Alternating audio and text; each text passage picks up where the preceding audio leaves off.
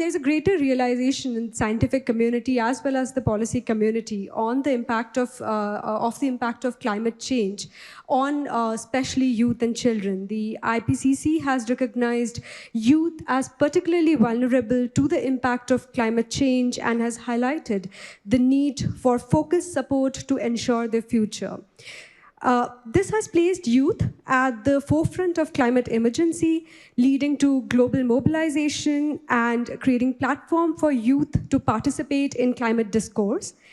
Decision makers should facilitate this participation in a sustained, formalized manner for better implementation of climate plans. And to discuss today why and how can we increase youth representation in climate discourse, I have a stellar lineup of panelists with me. But first, I would go to Raymond. Raymond, the youth of 2030 in the Global South will be in their peak earning period by 2050. This is when some of the worst impact of climate change are projected to hit the developing world.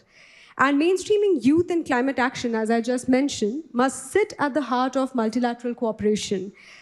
You are the founder, South African BRICS Youth Association.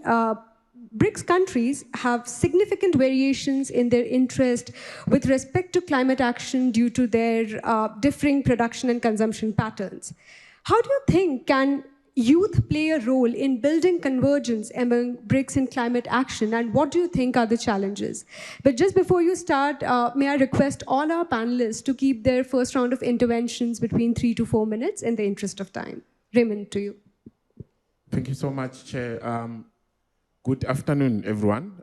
Just before I begin there, I just want to reflect on some of the keynote speakers that were discussed in the morning. And the chair of ORF indicated that we need to have a new, or to sign a new agreement with the planet. And he defines it as the triple P, people and planet partnership. And I think that's the approach that we need to all take.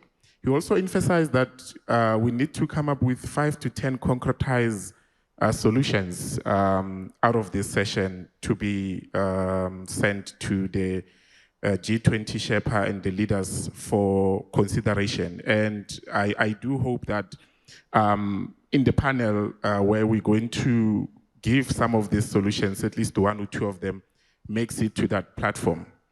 And maybe just before I start with the conversion, let me start with the challenges. The biggest challenge that youth have around the globe is around a political power, as well as being involved in decision-making processes.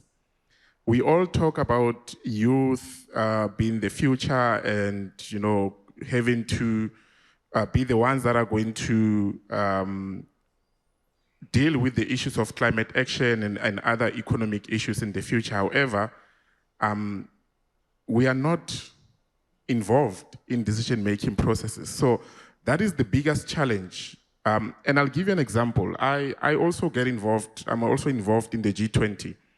2018, I led the South African delegation to Argentina as the Y20 delegate for South Africa. One of the issues we discussed was sustainable development, and that included climate action. Throughout these years, Y20 has been sitting for 12, this year will be 13 years. Of all the recommendations that we've proposed to the BRICS, to the G20 leaders, none of them, you can go today, none of them have been implemented. And therefore, we will always remain by the way and being sidelined as a talk show.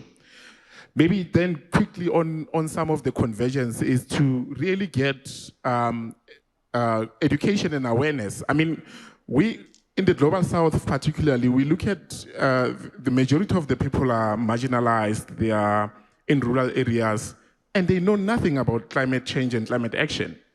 And what is the purpose and the role that the media must play in ensuring that this information is also, what is the purpose of our education system? We're talking about climate change, but if you go to the educational curriculum of the Global South, it has nothing to do with the future, but it simply teaches people theoretical issues about what needs to be done. Maybe lastly, colleagues, due to time, I also want to touch briefly on what the Chief Minister said, is how do we create a green economy? Because you can't talk climate action without economy, because you're looking at the livelihoods of people and so forth. And also, between the global north and the global south, what is the convergence there? How can we work around some of the imbalances of the past to introduce the just transition going forward? Thank you so much. Thank you, Raymond. Because we are speaking about cooperations between country, let me come to Mehjabin Khalid.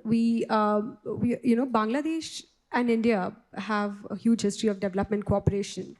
Now, given both India and Bangladesh have an exponentially growing startup ecosystem that is run by the young population, and a significant number of them are focused on climate initiatives, how can we explore partnership and cooperation between the startups of the two countries towards innovation, climate tech, for mitigating climate change and empowering green transition? Thank you, Aparna. Good afternoon, everybody. Usually after lunch, nobody wants to sit and listen to anybody, but I can see the speakers are so eager to learn more about what everybody is doing. It's nice to see everybody is awake and listening to us. Actually, I will tell everybody that I'm very lucky, because as a member of parliament from 2014 to 2018, I was there as policymaker. So I've seen that part. And then again, my constituency is my hometown. It's in Jamalpur. So every year we see a flash flood. So I see people suffering, and especially the youth, and they suffer a lot. And it's a first-hand going there, grassroots level, seeing what they're doing. So that is one side. And the second side now, after being a member of parliament right now, I'm working with young youth on climate change as social work. So this is both sides I'm working. So I know a little bit from both sides, you know. So when I was in the parliament, I thought we were doing everything. But when I came to grassroots level as a social worker, I saw actually very little is happening. In the grassroots, nobody knows anything. But I would say 15, 20 years back, when somebody would have said climate change is an issue, I would have said, what is climate change? But nowadays, the young people are teaching us. It's a movement. They are talking to us. Even at home, my children are telling me there is something called climate change. And right now is the time for the government to listen. And it's not only government can do something, it's everybody has to do. And India, Bangladesh, we have such old history, culture, and we are surrounded by India. So we have to work together, especially Meghalaya. They're doing such wonderful job, because before coming here, I was looking into it, that what they're doing on climate change, so many things, and there's so much to learn, but our young youth, they don't even know. So we can use technology, digital, because in COVID, we understood that through digitally, we can be connected. So nobody has to come here. We can be connected somehow and use the technology for green climate. So some of the things, like points I just want to touch. One is like connect youth groups and clubs with experienced mentors, professional and experts. Mentorship programs can provide guidance, support, and opportunities for growth, and facilitate knowledge sharing, peer learning, and exchange of ideas. And best practices among the climate activists. And at the end, I like to add funding. That is the most important thing. We have to bring private sector and charitable organization and our development partners, because when they do fund something, the youth are excluded there. And we have to think gender issue also in that aspect. So these are the things I wanted to say, but again, when you come back, we'll discuss more. Thank you. Sure, Mahajabeen. I would be very happy to learn about, how the startup ecosystems of the countries can engage more from you. I'll come back on that, but because we have touched upon on multilateral cooperation and bilateral partnerships, I would now want to focus on the countries of the region at the national level. So, Shanaki, I want to come to you now. And we know that as Sri Lanka is recovering right now from an acute economic crisis, but how can it effectively channel youth capital towards green jobs as a mean to mitigate climate crisis versus the other livelihood opportunities available? Thank you. First of all, I'd like to thank Think 20 India for, in fact, giving a significant number of youth to be panelists on this panel that involves youth participation, because generally you see a lot of panels where you don't have youth, but we are being told what we should do. So I'd like to resonate with what the Chief Minister said this morning. The Chief Minister, in fact, said it's about how the economy, economic development and climate change, both these things are essential. And I think both of them go hand in glove. So I'm glad that you asked me that question. The only way, let's be honest, for developing countries or countries in Asia mostly, climate change is something that we actually believe that we should participate in. We want to contribute positively. We want our countries to be carbon neutral at least, if not carbon negative. But however, we have day-to-day challenges because in terms of my own country, there's rampant sand mining happening. That is because the youth, large number of youth depend on sand mining as a main livelihood measure. Sri Lanka has a large population of people who engage in agriculture. So deforestation happens because they need more land to cultivate. Sri Lanka is an ocean surrounded by, Sri Lanka is an island surrounded by the ocean. So large number of illegal fishing means are take place in Sri Lanka because that considerably contributes to the livelihood. So the only way that climate change would be successful, one of the most productive ways would be if climate change can also be monetized. Excuse me for saying that. If it's only made into looked at it from a business perspective, I think it will be a success here. So I think Meghalaya is a good example on how they're doing it. 14,000 youth have been engaged in projects where they're actually paying for people to have forests. So I think things like carbon credit. If you look at cryptocurrency, 20 years ago, 15 years ago, it was unheard of. But now cryptocurrency can be, you can transact with cryptocurrency on an online platform. So involving youth and using things like carbon, I'm sure the distinguished audience, everyone is aware of what carbon credits are.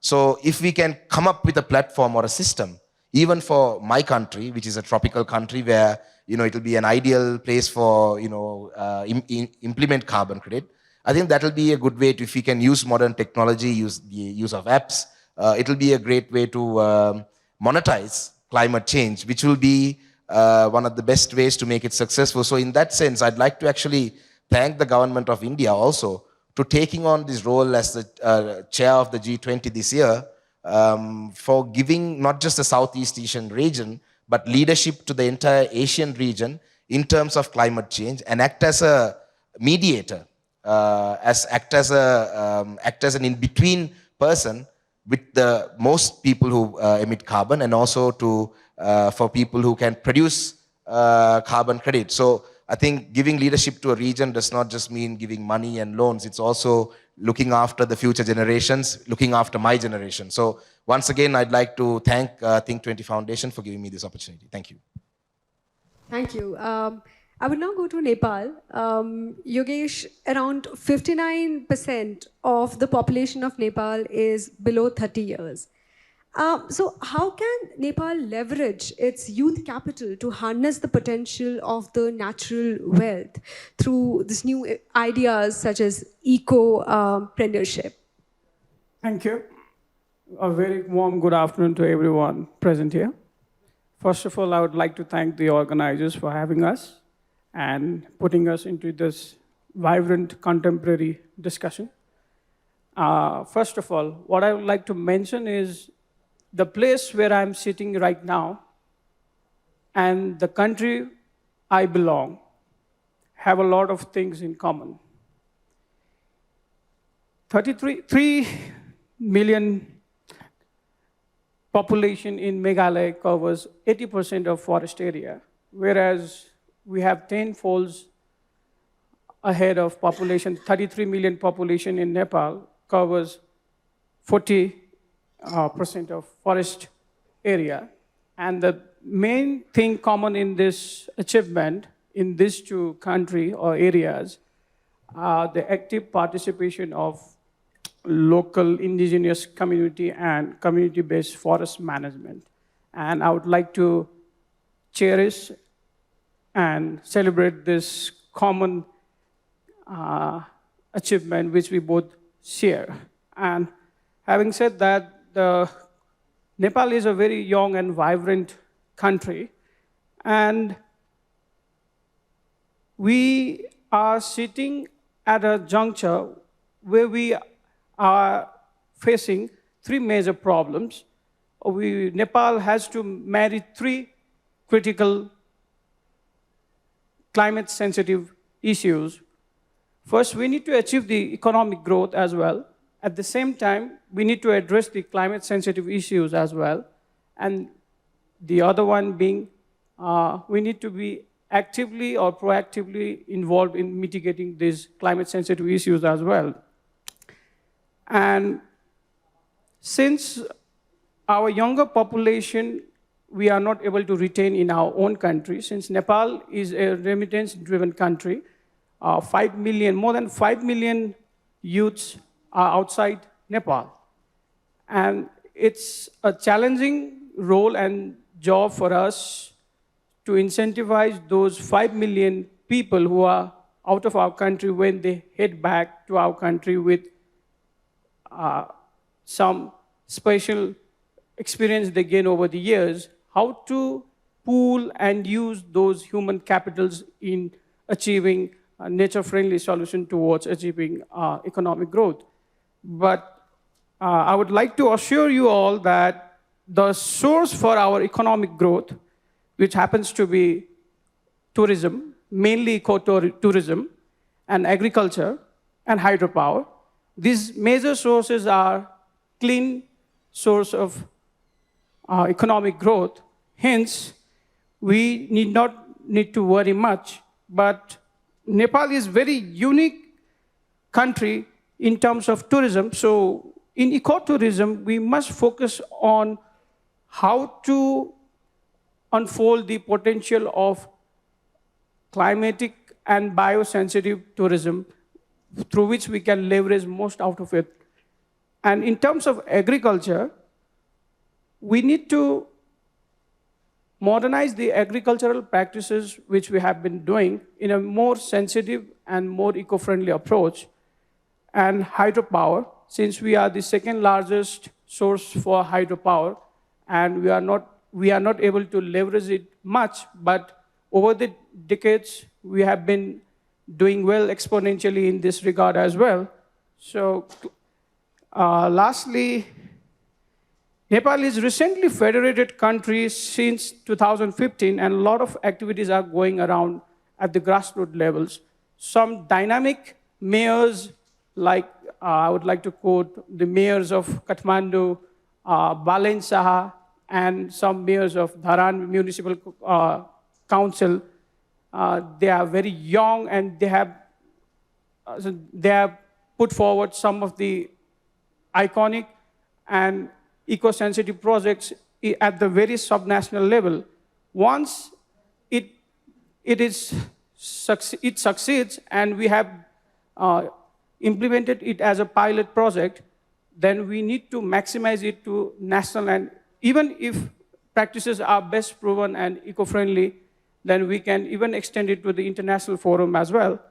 And I would like to submit by keeping my points to this. Thank you. Thank you.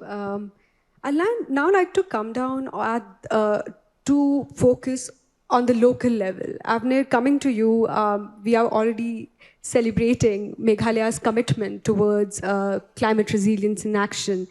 And I don't know how many of us know, but the state had trained about 14,000 young men in forest management, thereby creating a unique environment, cadre, and frontline workers who are trained in conservation and forest preservation. How can these foundations, you think, be scaled up and serve as a template that could be adopted by other regions? Thank you so much, Aparna. I think that if you look at, as many of our panelists have said, the allocations, the budgetary allocations also have been very high. And that is a step in the right direction. I think if we want to upscale anything, funding is very, very crucial. So there have been, over the next 5 years, I think the payment for eco-services will be getting around 250 crores over the next 5 years. And that is a step in the right direction. I think we can do better. I think we can augment it, make it a little bit more enticing, incentivize our communities much more. Because obviously that's something that everyone has been talking about. Everyone is looking at that very real issue of how do you convince people that this is a good thing? Because at the local level, this might not be an issue. They may not even see this as an issue. So that is always the challenge. I think, as I've said, funding is very, very crucial.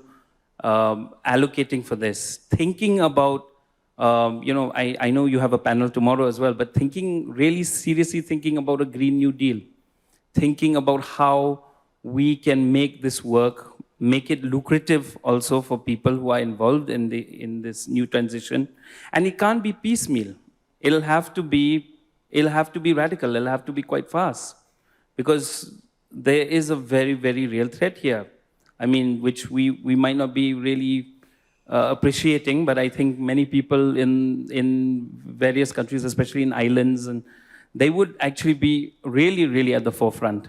And we need to really be thinking together, because it's not just South Africa, Nepal, India, blah, blah, blah. We're all in this together. We all have to develop collective strategies for how to tackle these problems. And I think funding, budgetary allocations, that is very, very important. We also have to be very creative, right? Because we can't do what we've been doing for a very long time. The same things can't apply anymore. So, I can't start to talk about the Green New Deal because I'm not a trained economist, but having read what I have read online, whether it's from various parts of the world, various itinerations of the Green New Deal, that is something I feel would be very, very important. And I think a state like Meghalaya also is poised to do that, because they have been taking steps in the right direction. But again, there's always room for improvement, because we're really, we are racing against a doomsday clock. And that's not an exaggeration, we really are.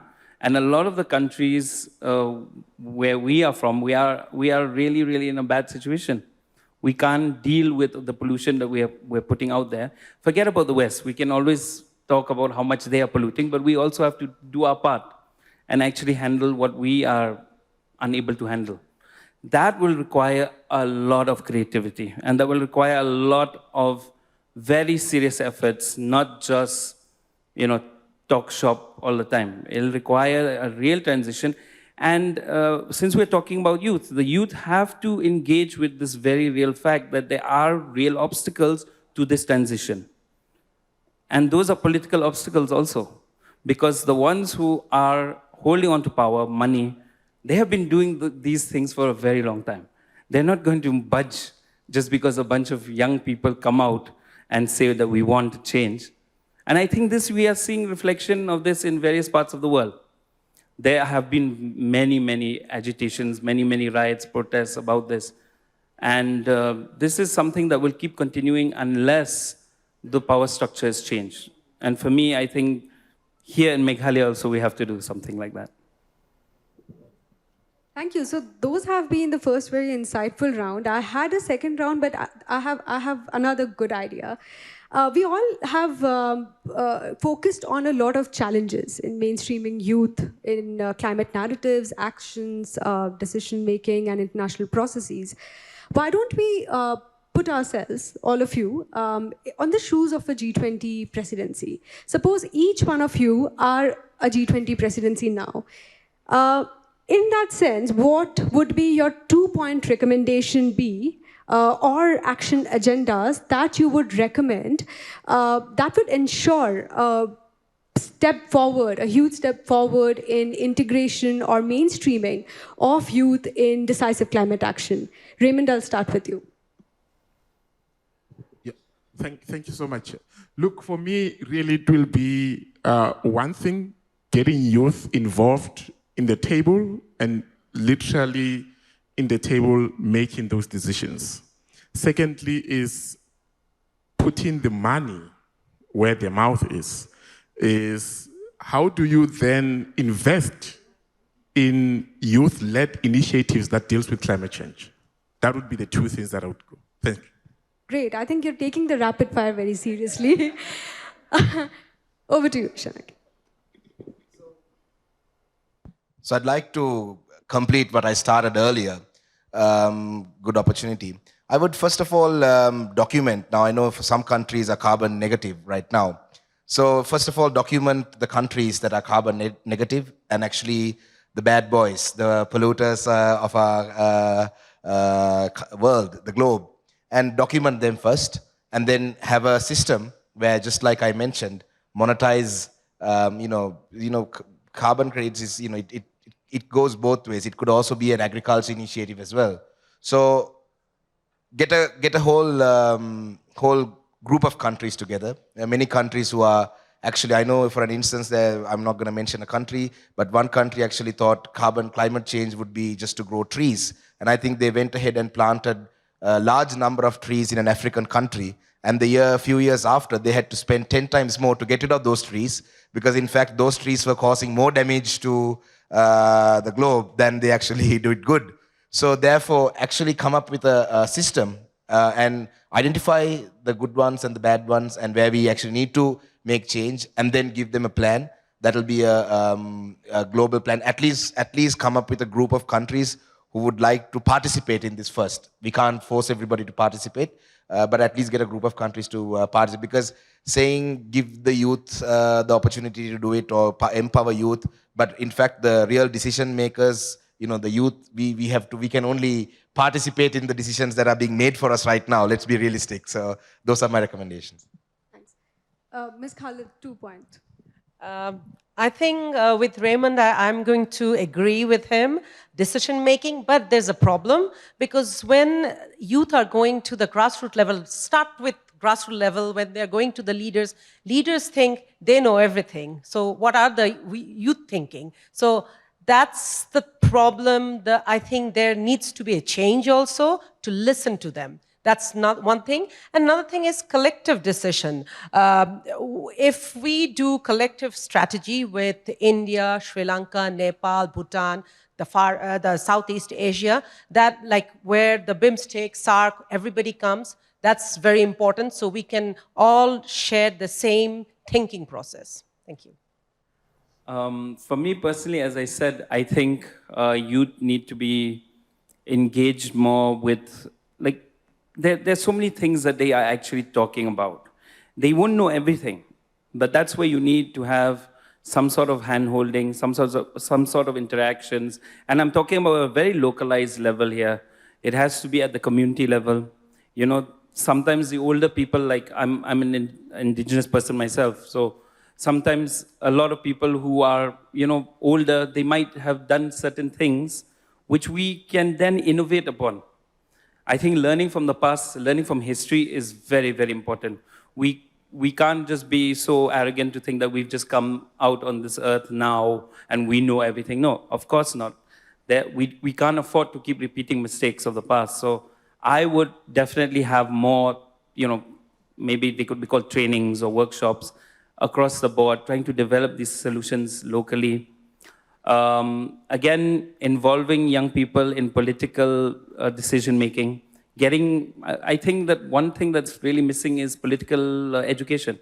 I think that is very, very important. And it is connected with how you want to think about your future. So we don't want a planet that's always on fire. So it stands to reason that this is what will happen eventually if you involve them in political decision making, in political education, let them share, let them express themselves. My 2-point recommendation would be, first one, meaningful youth engagement in decision-making process. The youth of global north and global south and the youth across various spectrums of our society, from top to bottom, urban youth and grassroots level youth, should be provided with the platform where they can synchronize their ideas and create a harmonious and solidarity among them, which would be more democratic and inclusive as well.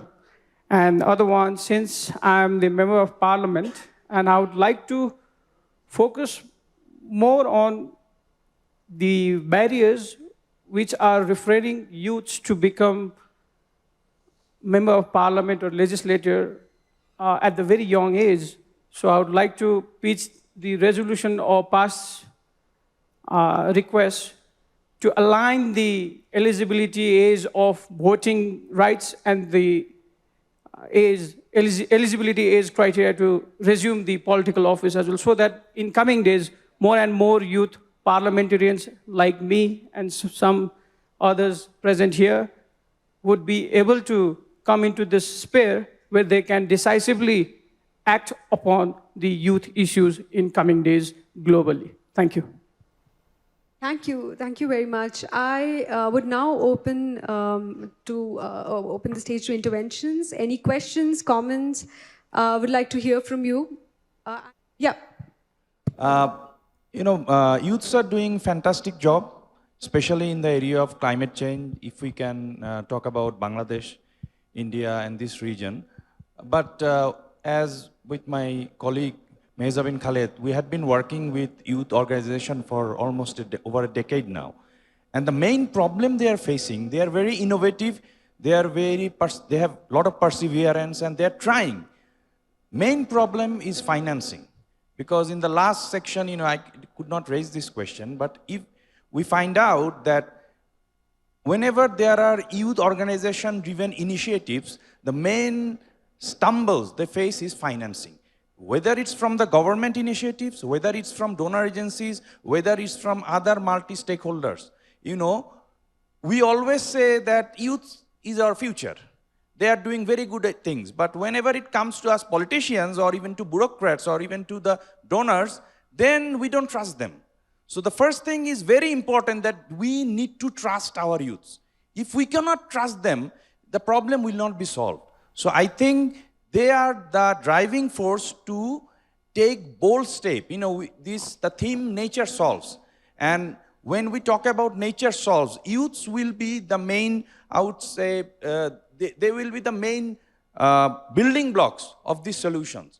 So I think we all need to collaborate, especially we have many initiatives in many regions. We need to have a more regional collaboration among youth organizations, youth volunteers, and especially these initiatives needs to be taken by the governments. And also, this kind of forum is a fantastic platform for youths. And I think it would be better in the next, whenever you have this kind of gatherings in the next, formation or whatever, you can bring more, youth organizations here, where they can share their ideas, where they can be encouraged, and they can also, they should feel that we trust them.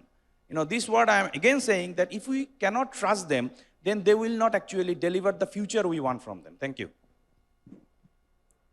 Thank you. I have two questions from the back. Hi, good evening. My name is Abhijit Sharma.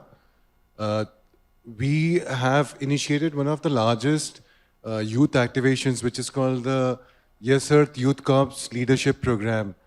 And this aims at having 50,000 youth leaders in the next 1 year. My question is, along with what the gentleman stated, that financial support. But apart from financial support, support on information skills, as well as representation on the World Forum is one of the larger activities. One of the gentlemen on the dais did say that there were suggestions given by youth, but they were not accepted. But I think with more representation from the youth, who are the largest stakeholder in the future, these summits will have to accept the recommendations. So we hope for the best. My question is, like, what other supports the larger organizations like UN or other organizations which are present today out here would be ready to support in terms of the skills, not just on funding? Yeah, thanks. Look, it's a difficult question because, I mean, that's a question that needs to be answered by them. What we are saying is we are asking them, we are requiring them to invest in youth. So, I mean, speaking of the UN, it's a global organization which does not have a youth component. We have a youth envoy for 60% of the world's population, run by one person. And it's only now that they are talking about at least a department. But it has to be maybe a council, even on youth, that will discuss youth issues. So I'm not sure if that's the question that any of us could answer here. Just adding to that, I think UN and all these international agencies spend a lot of money on advocacy and training and development. But also, if we can, so now in Sri Lanka is an ocean, and we have all the waste that's being dumped in the ocean, washing up on our shores. But our country, I have put forward many proposals asking foreign countries to help us buy. There's a machine called a beach cleanup, where you just hook it onto a tractor and you just drive it around. There are enough volunteers happy to do it. But I think if we can also look at more practical solutions, whilst advocacy and planning and frame policy is important, but if there's money to actually do practical things also, using local councils or elected bodies, that will also be something that funding agencies can look at. Thank you. I have space for 2 more questions. I'll go to the gentleman at the back and then come to you, sir. Thank you very much. I think thanks to ORF for organizing such an exciting. This is a session which one should attend. Thank you so much for the young MPs here. I just wanted to cite that youths can do many, many things. It's only a question of giving them participation, encouraging them, and bringing them with some kind of support. I wanted to quote the example from Meghalaya again. Under our project in Meghalaya CLAM, what the youth have done, they have set up a center of drone assembly and making drones themselves. And it's not, you always procure drones, but what they have done is they have established drone management center and finally integrating that drone into the center of geo tagging and all geo information in the Chief Minister's cell, and as well linking with the health schemes, forest management schemes, forest monitoring schemes. So I think we need to encourage them, and the day is not far when we will have more than 5 sitting here, more than 100 would be representing in this nature solutions. Thank you so much. I look forward to moderating that panel. I have one last question from the gentleman there. I mean, could somebody pass on the mic, please? Varna, I'll just add one line. That is like, actually the youth, they don't need to change. We need to change, who are not youth. We have to change our thinking process. Thank you. I'm from Arunachal Pradesh, representing a youth organization, Garungthuk, from the Eastern Himalayas. So, thanks to climate change, today we are sharing the same GPS location, discussing on the climate change. So, when the disaster hits, everyone is here. So now it's pretty clear that we have been hit by the disaster. So, one question to all the panelists. How many of you have walked through a primary forest? How many of you have walked through a primary forest? This is my first question. So why ask this question? Because I feel that the pollution, those who are producing the pollution, they are not taking the responsibility of climate change. All the panelists from the morning I have heard it, you are pushing the solutions to the local communities who are not at all polluting the environment. So, so definitely, this is just a passing comment. Let us look to the local communities. Let us encourage them. Let them be part of the knowledge base rather than we thrashing the whole global statistics and dumping huge waste and huge knowledge in local communities. Local communities have been there for ages. They have been like a living laboratory where there are many traditional knowledges that have fought the climate changes of centuries. So let us take all those into account. So my question still stays there. How many of you have walked through the primary forest? Thank you. Okay, so we are clearly taking home some homework.